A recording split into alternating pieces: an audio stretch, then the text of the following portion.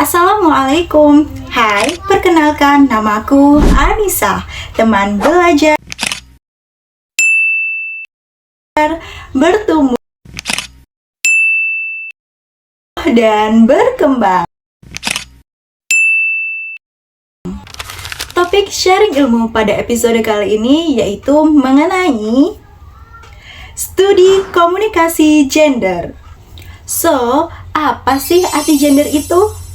Lalu, gender apakah sama dengan jenis kelamin? Daripada bingung, yuk kita mulai sharing ilmu episode hari ini.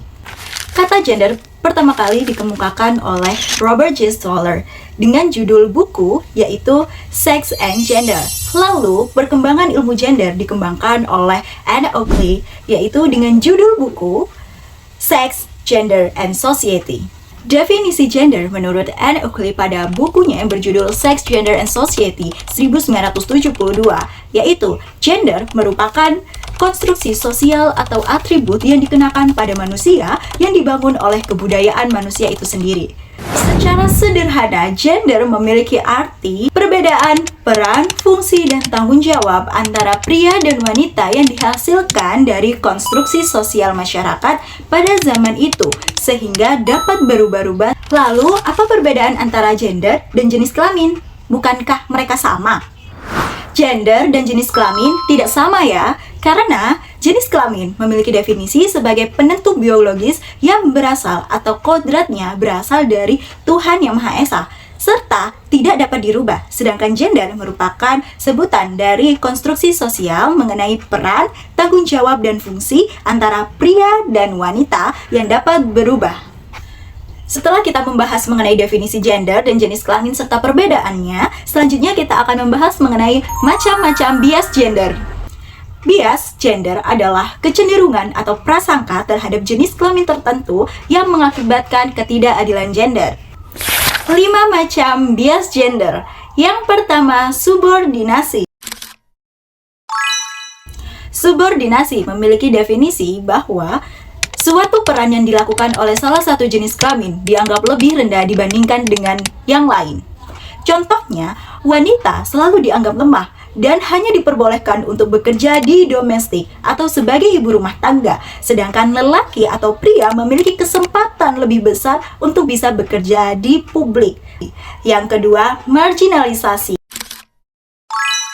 Marginalisasi sering juga disebut sebagai peminggiran atau pemiskinan. Dalam kamus KBBI, arti marginalisasi yaitu pembatasan atau membatasi.